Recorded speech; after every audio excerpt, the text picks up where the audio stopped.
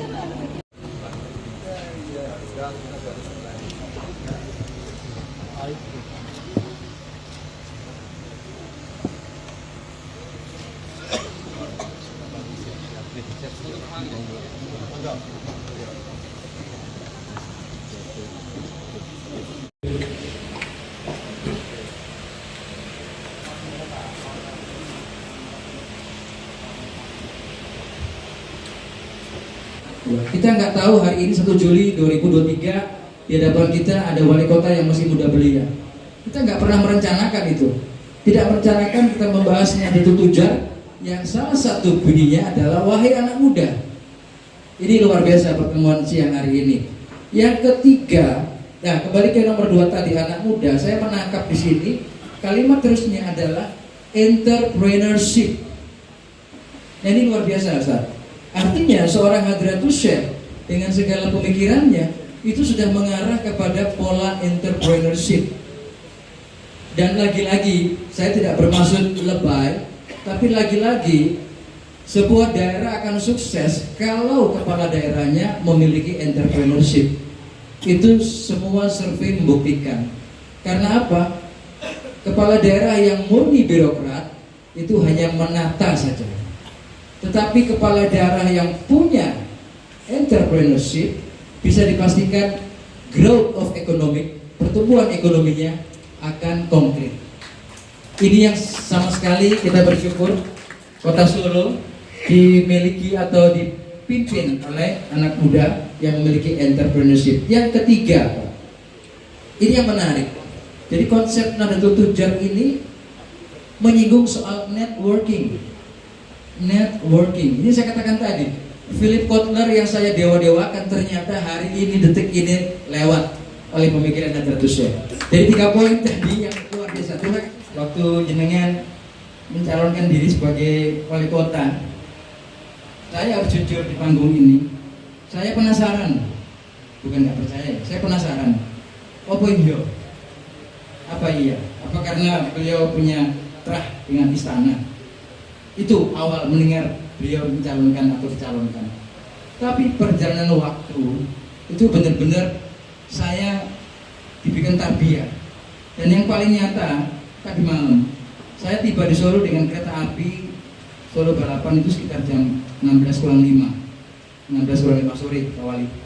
Kemudian keluar dari stasiun saya pesan go-kart dengan tujuan di hotel yang disediakan oleh panitia. Saya lihat drivernya, saya ingat namanya Yusron Ashari.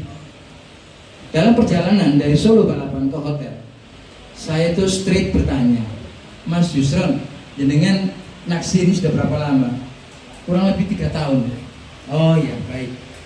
Boleh saya nanya? Iya. Apa pendapat Mas Yusron tentang Pak Wali, Pak Gibran. Itu yang saya melihat secara psikologis. Saya kebetulan sedikit belajar tentang psikologis. Kalau pertanyaan itu dijawab dengan jeda hanya 1 detik, itu berarti akurasinya 99,99%, maksimal 1 detik. Tapi kalau sudah 3-4 detik, akurasinya turun. Nah, waktu saya nanya ke Mas Yusron ini, dia jawab, Pak, saya ini sopir, kerja saya di jalan, tapi 2 tahun ini Pak, omset saya luar biasa. Solo ramai sekali. Ini wallahi saya tidak menambah-nambahkan kalimat yang saya dapatkan di taksi itu. 2 tahun ini Solo berubah. Banyak sekali orang datang ke Solo, banyak kegiatan di Solo, sehingga dampak buat taksi online itu sangat positif. Yang ini saya terus terang melihat tarbiyah Allah tadi melalui seorang sopir gokar untuk menunjukkan kapabilitas daripada Mas Gibran. Ini siang saya di siang hari ini. Yang kedua, saya mempelajari profil beliau. Ini sekarang saya mengenalkan profil beliau ini. Dari SMP itu beliau sudah sekolahnya di luar negeri, di Singapura. Ini betapa hebatnya orang tua beliau tentang memposisikan pentingnya pendidikan. Sehingga SMP itu beliau sudah di Singapura. Sampai selesai, kemudian lanjut ke Australia. Ini terus terang satu hal yang membanggakan. Mudah-mudahan apa yang sudah dicapai oleh beliau, jalur edukasinya begitu bagus, kemudian jalur entrepreneurnya juga begitu bagus, sehingga Solo kemudian seperti hari ini. Nah, kembali ke tema sentral, ini yang menarik adalah apa korelasi hubungan antara toleransi yang sukses dikembangkan oleh pemerintahan di era Mas Gibran dengan pertumbuhan ekonomi, yaitu dengan menurunnya tingkat kemiskinan. Itu yang pertama. Yang kedua, pariwisata. Saya kebetulan juga dosen pariwisata. Jadi Jogja itu maskot Indonesia nomor 2 setelah Bali. Yeah. Tapi tahun kemarin kalah sama Solo. Ini yang saya bingung. Mudah-mudahan kebingungan saya terjawab oleh beliau itu. Jadi 2 poin. Jadi Jogja tahun lalu itu lebaran cuma 210.000 pengunjung. Solo 270.000. Kalau toleransi perbedaannya 3-5%, itu mungkin bahasanya faktor luck, keberuntungan. Tapi kalau toleransi rasionya 30%, itu bukan faktor keberuntungan, itu sebuah kerja keras.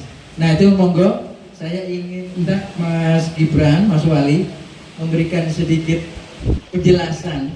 Pertama mengenai bagaimana konsep toleransi yang jenengan lakukan di Solo ini, sehingga kehidupan antar umat beragama berjalan dengan harmoni. Nanti yang kedua pertanyaan berikutnya. Tapi yang pertama dulu, apa yang menjadi konsep jenengan sehingga kehidupan toleransi antar umat beragama itu begitu harmoni, begitu damai di Solo? Monggo.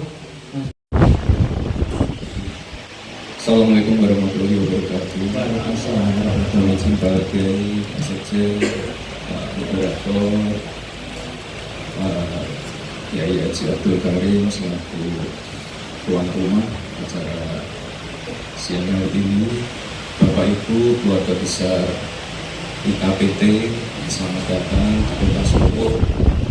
Saya percepatan saya sekjen dan Hasan, dan saya lihat makan siangnya sudah disiapkan. Mas Wali, ini semua berpuasa kok, itu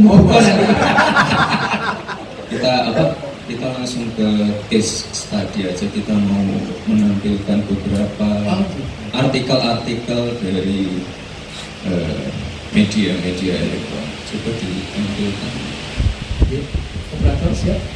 Ya, jadi tadi Pak Moderator mungkin sudah memberikan sedikit brief introduction masalah toleransi di Kota Solo. Memang sekarang di nomor 4 kota toleran di seluruh Indonesia, tapi sebelumnya itu nggak pernah masuk 10 besar, Pak Moderator. Ini dulu waktu saya awal menjabat itu berita-berita seperti ini ada terus. Ini apa ya? Ini tentang lampion di balai kota itu biasanya ada lampion, kita merayakan Imlek, ada boneka semacam patung-patung dari siu-siu, itu biasa pasti ada orang protes, ada kita dikatain Solo itu cabang Tiongkok, Nah, terus kita kemarin ada festival ogoh-ogoh juga, itu kita ngadain festival ogoh-ogoh besar-besaran, kita dikatain kafir segala macam. Ya, terus gitu. Ini waktu awal-awal saya menjabat ini, wah ini saya marah sekali nih. Jadi ada suatu tempat di salah satu kelurahan di Kota Solo itu, ya ada salah satu sekolah lah di situ. Anak-anak sekolahnya menghancurkan kuburan batu nisan yang ada simbol-simbol agamanya. Terus ya, waktu Natalan kemarin juga dari gereja-gereja saya persilahkan juga untuk memasang ornamen-ornamen Natal, pohon-pohon Natal.